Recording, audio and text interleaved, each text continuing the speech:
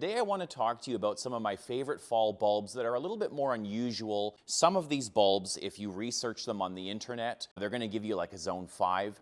These are all bulbs that will overwinter in our climate, but they may just have some specific requirements. So we'll go over some of those. This is a really cute little lily species. It's called Lilium duchartrii. Sometimes it's called marbled Martagon lily, and sometimes it's called ground cover lily. It's a tiny little bulb, small plant the first couple of years, but they only get maybe 12 to 16 inches tall, and then it'll spread and form a carpet in the garden. There's not really any other lily that does that that's commercially available. And these are a little bit harder to find, but we sell them obviously here at Greenland. Sun or partial shade, average sort of conditions for a lily. The other Martagon lilies that we carry are much larger plants, and Martagon lilies are a little bit different from other lilies. They have sort of umbrella-shaped leaves. They get super tall, about 4 to 5 feet.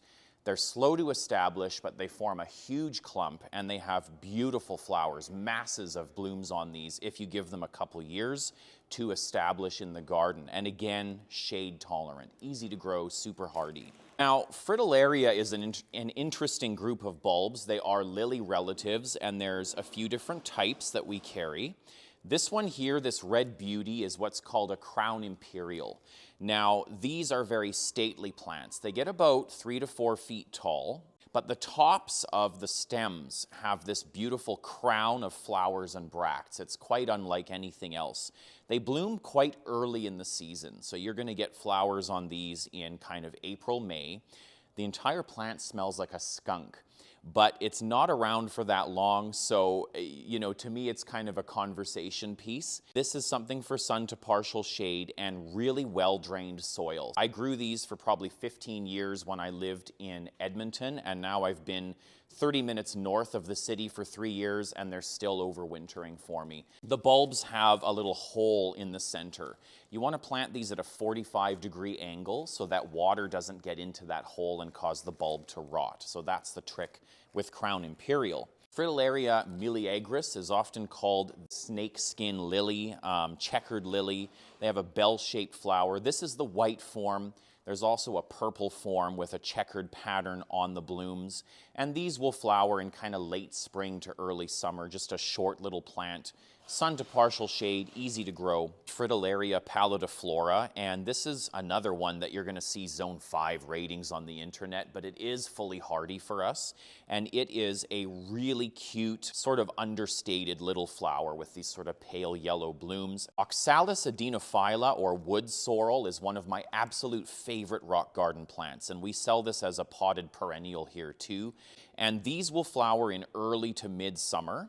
It's just a little cushion with these beautiful sort of blue-green leaves, and then the whole thing is smothered in big pink flowers. Absolutely love it, but it needs to have sharply drained soil in a sunny location or it will rot out on you. Ailanthus or Snowdrops, what a lovely early spring bloomer, and a lot of people don't try it. The ideal location for this is under a deciduous tree where you're going to get more sun when these plants come out of the ground and then more shade later in the season when they're finished. A tip with these is actually soak the bulbs overnight before you plant them and make sure that you're not planting too late in the season or they will not come up the following year. Eranthus or winter aconite, beautiful yellow blooms, similar to the snowdrops we just talked about in the sense that it blooms very early and then it disappears, and it's also something that you want to soak the little corms overnight before you plant them. Get them in the ground before it's too late in the fall or they will not emerge the following spring. Cyclamen heterofolium, believe it or not, there are hardy cyclamen for our climate. Now these are fall blooming cyclamen. They'll actually start blooming a lot of the time in August and then through September into October. Flowers come out just before the leaves start. And by the end of the fall, the leaves are fully out and you still have some blooms on there. The leaves are evergreen. They persist through the winter.